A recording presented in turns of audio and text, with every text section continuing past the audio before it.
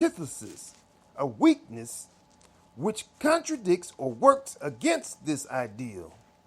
The communists encouraged the antithesis and wore down the thesis of each individual.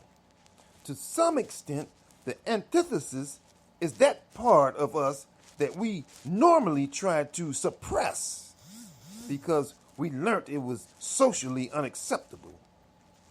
As this aspect becomes more dominant, the true identity becomes more suppressed. Now, why is this logical? Lifton says it's only logical if we look at the bigger picture.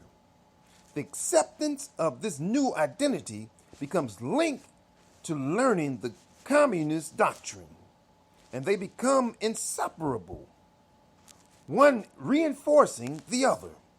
This was the overall aim of the communist captors. Therefore, it is logical to cast the previous life in a bad light. The prisoner's weaknesses and strengths were known to his captors, and both were used against him to continually educate him in the new doctrine and reinforce the new personality. Progress and harmony. As the prisoner continues to progress, the brainwashing techniques changed, and they received recognition and acceptance and were treated as human beings again. Compared to earlier treatments, the sense of harmony now is enough to motivate them to keep going. Final confessions, the summing up. The prisoners confess one last time, for the record, so to speak. They may even be a solemn ceremony or a rite of passage. This time, however, it's the new identity speaking, and it's as if the new identity is describing the things in the confession as if they are personal discoveries. It's as if they are better people now for having overcome the problems they had in the past.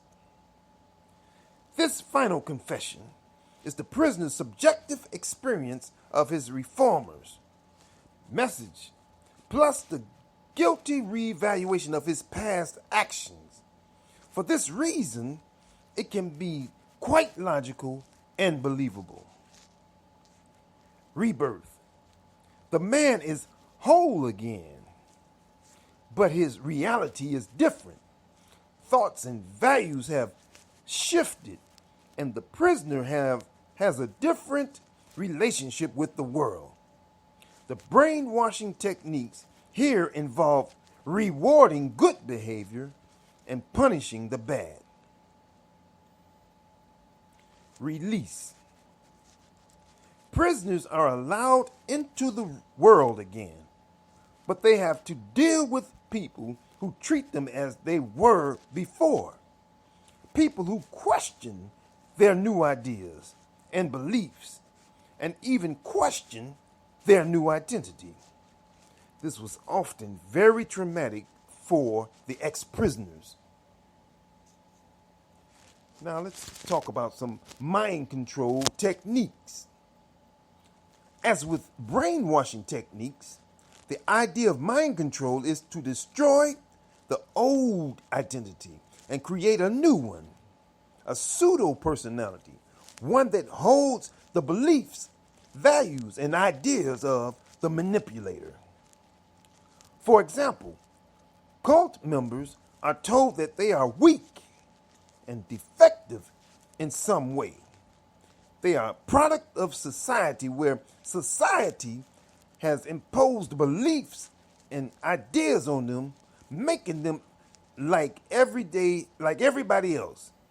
And society did this when they were very young, before they could make their own decisions.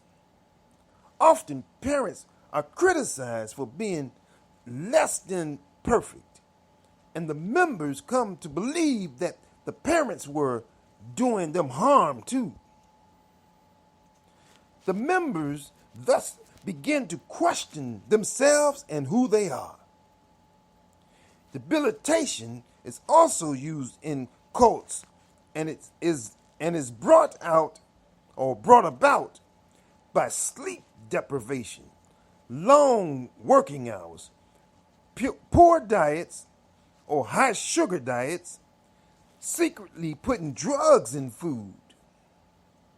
And in some cults, violence is indeed used.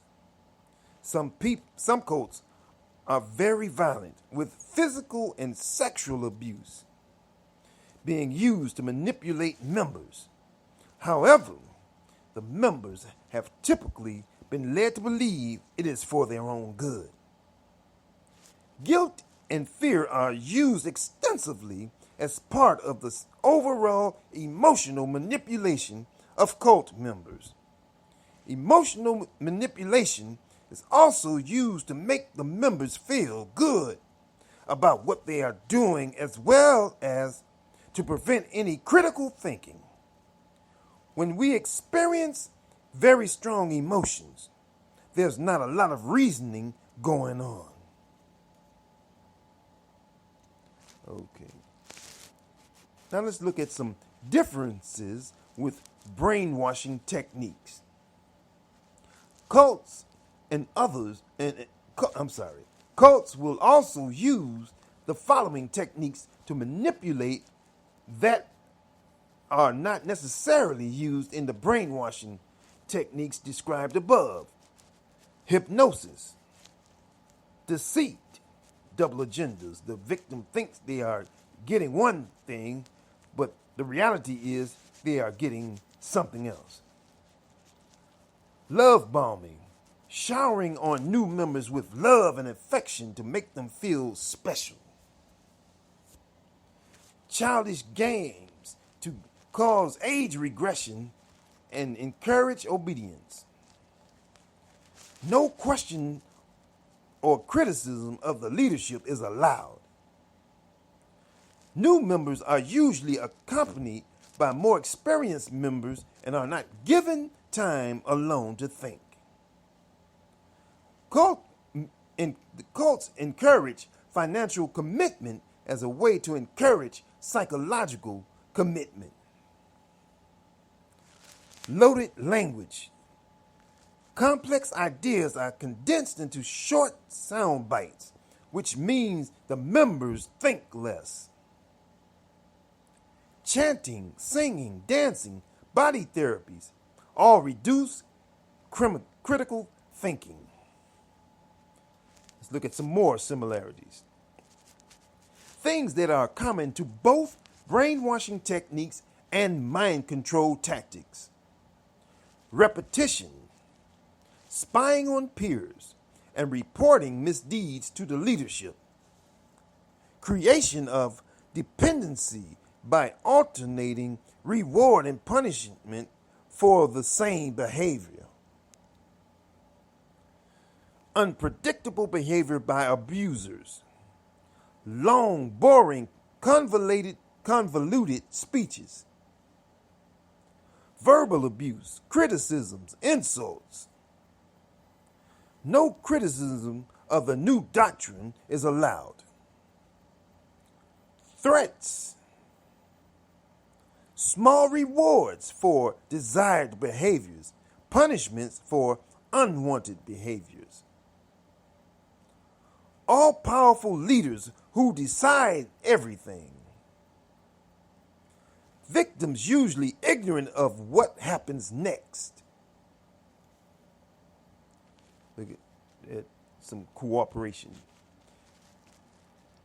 In the sequence of brainwashing techniques above, we see that not until the stage of leniency and opportunity does the victim begin to cooperate with the captor. In mind control, as described above, the victims are willing to participate in their own destruction from the word go. They cooperate with the leader from the very start, or at least very shortly thereafter. They believe that they're making their own decisions. And when we believe there is no coercion, we are freely deciding. We are much more committed to those decisions, and the decisions last longer. This means that the whole process of mind control can actually go much more quickly than when there is force and pain and suffering involved. Even after a course of several days in a cultic environment, some people can be further along in the process of developing a new personality than some prisoners after 3 or 4 months of torture. When people talk about cults and brainwashing techniques evolving with technology, this is what they're really talking about. While there is no school for psychopaths, cults or manipulators are constantly learning and using the results of current research in order to improve their techniques. In fact, cult leaders often attend anti-cult meetings and conferences to understand what preventative measures and treatments are being used by therapists who treat ex-cult members. Cults and sects thrive in times of crisis. Education about how brainwashing techniques and mind control techniques actually work, how they work, is vital if we are to stop cults and psychopaths from destroying society. All right, that will end this session. And I just want to re-emphasize the fact that cults, they affect your mind quickly.